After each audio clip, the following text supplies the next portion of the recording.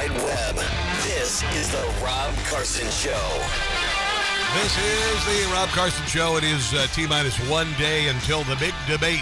The big debate. It's Wednesday. And, for those of you who are wondering if Joe Biden is actually in charge, if Joe Biden is actually doing anything as the President of the United States, I give you the last 5 days where he has been nowhere in sight at all. There you go. Ta-da! Yeah, if the President of the United States can spend 7 days behind closed doors without a public statement, without anything at all, without any policy decisions or whatnot, can spend 7 days just preparing for a debate where presumably, because he can't remember anything, they're just jacking his meds. They're trying to figure out what's this going to do? What's that going to do? Oh, no, we got to try something else. That kind of thing. Then it proves to you and it proves to me that Joe Biden is not in charge. Duh. There you go. I just wanted to say that over the top of the show. Clearly, if the President of the United States can be completely under wraps while the Middle East is exploding, while we've given Ukraine $200 billion and even given Ukraine the go ahead to launch little sorties into Russian territory, while the economy absolutely sucks, while the southern border is completely open, while young women and children are being raped and murdered. The President of the United States is at Camp David preparing for a debate. That's it. Have you heard anything from him? No, not a damn thing. Which proves to me that he's not in charge and he's not necessary as the President of the United States. So there you go. There you go. That's all you need to know. Meanwhile, Donald Trump is out. He's, campaigning. He's meeting people. He's, fundraising. He's doing all of it, doing lots and lots and lots of interviewers who are completely lucid. When I did a video or an interview with Donald Trump a few months ago, it's probably been closer to like 8 or 9 months ago, I was not given any limits on what I could ask him. He just was, Donald Trump's going to be on your show, and I got him on the show, and I got to around 10 minutes, and I said to him, Mr. President, I know we're up against a break here, and he goes, Rob, you got me as long as you want me, and we ended up talking for about 20 minutes. But Joe Biden, he doesn't do that. Even with Sage Steele, I think 4 years ago, they gave him a list of things. He had to stick to it exactly, or the interview was over. The interview was over. So it's very clear, obviously, and nobody is fooled by this. This is all an obscene spectacle.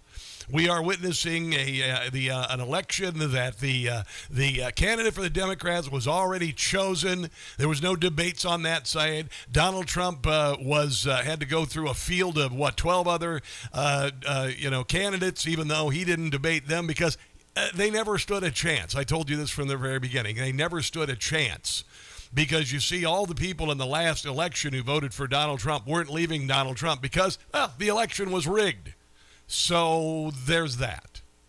But this obscene spectacle continues. They've tried 4 times to take him down with political indictments. We got some new news on the FBI planting evidence at Mar-a-Lago. Every one of the bastards involved in that raid need to go to jail for the rest of their stinking lives. The people who dreamed that up, the people who did that, all need to go to jail. The people who created these 4 political indictments in an election year, they all need to go to jail. And that's the retribution. And you'll notice that the Trump team's been real quiet on retribution. Oh, no. There's going to be retribution. There's going to be hell to pay for what this deep state, all of these arms of government have done to you and me. The abuses and usurpations we have suffered make those of the founders pale by comparison. I've said this for a very long time. Oh, yeah, Jamal Bowman got his ass handed to him yesterday in New York. I'm going to get to that. I do have a little leaked audio. I don't know who leaked this, but Jake Tapper apparently has been getting warmed up with regard to the debate tomorrow night because, everybody knows he's crooked as hell. And obviously a political partisan. He and his little toady co-hosts, they both are political partisans. But this is the leaked audio. They've been practicing this morning. Jake Tapper getting ready for the debate. Hello and welcome to the first 2024 presidential debate hosted by CNN. I am Jake Tapper, and somewhere around here is my colleague, Dana Bash. I'd like to set the ground rules to this debate. First off, Biden is allowed to speak whenever he wishes. Yeah, gotcha. We will have commercial breaks whenever Biden feels the urge so that his needs can be taken care of. Gotcha. Yeah. This may or may not include naps, energy boosts, or a snack such as ice cream. On the other hand, Trump is not allowed to speak unless spoken to, and if he interrupts Joe speaking, we're automatically going to deduct 10 points from Trump and Dore. As the hall moderator of this debate, I can call it off at any moment and declare it a complete victory for Biden. There you go. That is the warm-up so far for the debate tomorrow night. Last night, Corey Lewandowski was filling in on Newsmax. He did an interview with Donald Trump, and Donald Trump says, well, all the debate prep he's done is over because he's been doing it his whole life. And the real question is, what have you been doing to prepare for the debate? I think I've been preparing for it for my whole life, if you want to know the truth. And I'm not sure you can lock yourself into a room for 2 weeks or 1 week or 2 days and really learn what you have to know. And I've been through it. I've been, a popular president. We had some great elections and some amazing, number of votes. Nobody got more than we got. And, I know the subject. Now, they make it cute because it's obviously at CNN, and I call it fake news for a long time. We'll see how they do it. I think they have a lot at stake, to be fair. I think they have to be fair. But we'll see how we do. I think we'll do very well. We've done well in the past, and I think we'll do very well. I know the subject matter, but I don't think, Corey, you can just lock yourself in a room like some people do and think you're going to come out okay. It doesn't seem to work that way. Now, Joe Biden's been in politics for 50 years in Washington, D.C., and he's never fixed anything, not a single thing. No, he did an assault weapons ban. That failed. He did the 1994 drug crime bill, which locked a lot of black guys up in jail for a very long time, overpunished them, the whole deal. But other than that, hasn't done anything at all except for enrich him and his family. The Social Security is still broken. Medicare is still broken. Infrastructure is still broken. The national debt is now $32 trillion. And you would think that a man who's been in Washington, D.C. for so long, at this point, you just walk into a debate because you know it so well, you should be able to own it. But again, he is preparing for the debate, and it's not about cramming for an exam.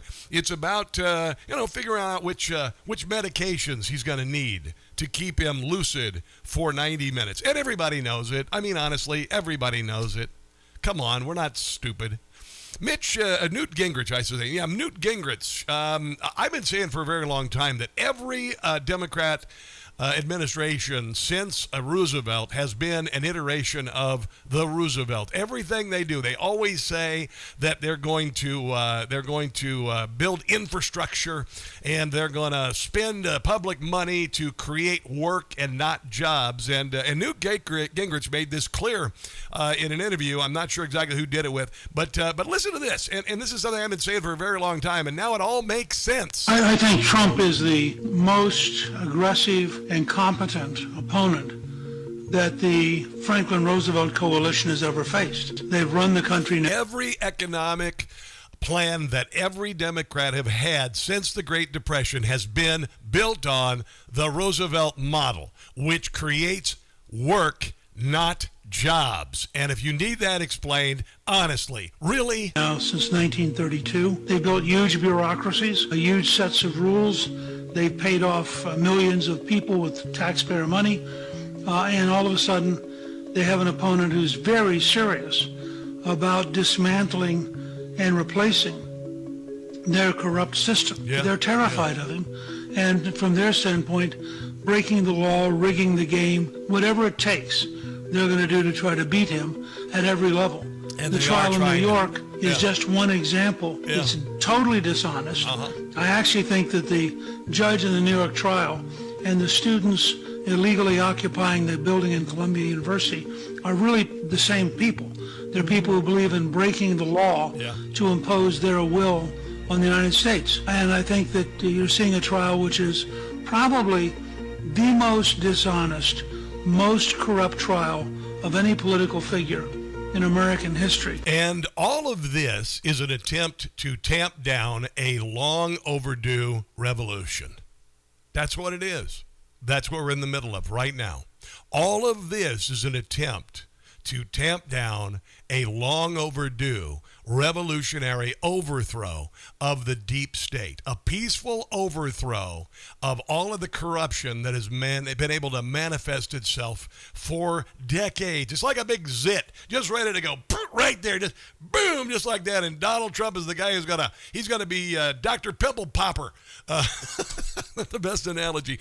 We've got more on this coming up. Also, Jamal Bowman getting keel-hauled yesterday in an election in New York. So much for the squad and their idiotic rally over the weekend.